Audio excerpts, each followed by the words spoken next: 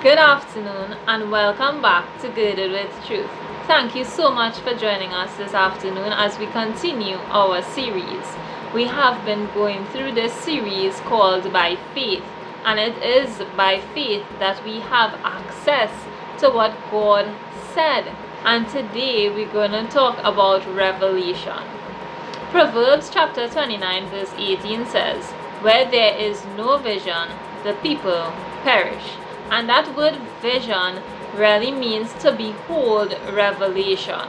It also means to mentally perceive something. So when we say people perish because there's a lack of vision, it really means that there is no revelation of what the future holds. God would have given us a vision for our lives. He would have given us revelation for what He has put us in the earth to do. We have a purpose, but it is only when that purpose is revealed to us, then we can have that hope. Then we can really perceive what God created us to do. Then we can grab hold of that thing and run with it. Just like Habakkuk says, write the vision and make it plain. When we get a vision, we often get a vision of our future.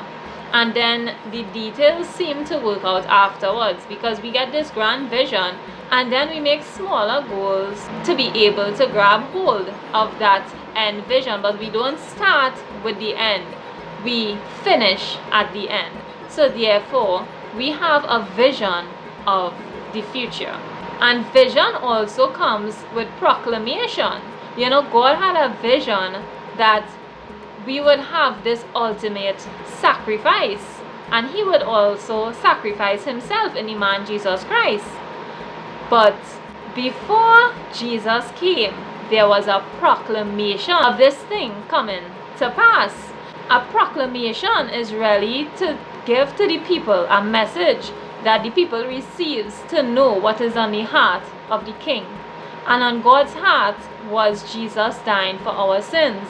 And so there were proclamations after proclamations declaring who Jesus was and how He would die for our sins. So if you have a vision and people are still perishing, it means that you do not have a vision. You have an idea. The Apostle Paul says in 1 Corinthians chapter 13 verse 9, "For we know in part and we prophesy in part." So if we have part of the vision or part of the revelation, we will not be able to walk in the fullness of God's vision. Vision belongs to God, and every vision that we get from God is Him laying it upon our hearts to be able to execute it in the earth, because we are in partnership with God. We spoke about that time and time again, how we are partners with God. So if we are saying that we are accessing God's vision by faith, then we have to be clear about what our future goal is. The woman with the issue of blood, she heard about Jesus, but then she had to have that revelation within herself of what was possible. When she had that revelation within herself, then she was able to work out the details, or walk it out, as I say, of how she would be healed. She touched Him, she talked to herself, she even reached out to Jesus. But it was only by faith she was able to access what was available to her. Jesus didn't tell her that because you touched me, you will be made whole. No, He said, your faith has made you whole. So our faith is what makes us whole. Our faith is what gives us access to this divine revelation that God has for us. Revelation shows you what's possible, but faith makes it tangible. Faith is the substance of things hoped for, but it's also the evidence of things not seen. So faith is substance, but it's also evidence. The moment you decide to stand in faith is the moment you have access to allow something to be possible, to make sure that something can become manifested in the earth. Galatians chapter 1 verses 11 and 12 says, "But I certify you, brethren, that the gospel which was preached of me is not after man, for I neither received it of man, neither was I taught it, but by the revelation of Jesus Christ. So we see revelation being an integral part of our acceptance of Jesus Christ. And how do we accept Jesus Christ? Not just by revelation, but also by faith.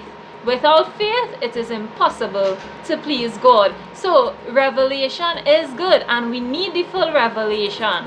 But everything in our life can be wrapped up and accessed by faith. So today, I'm encouraging you, don't just dwell in revelation. Don't just know what you have to do. Don't just know the plans of God over your life, but begin to believe God and by faith access what God has for you. Don't watch your dream die. Don't watch yourself die. Don't watch yourself in pain and torment by the enemy and not rise up and do something. Instead, access all that God said is possible to you by faith. Thank you so much for listening. Have a wonderful afternoon. Bye.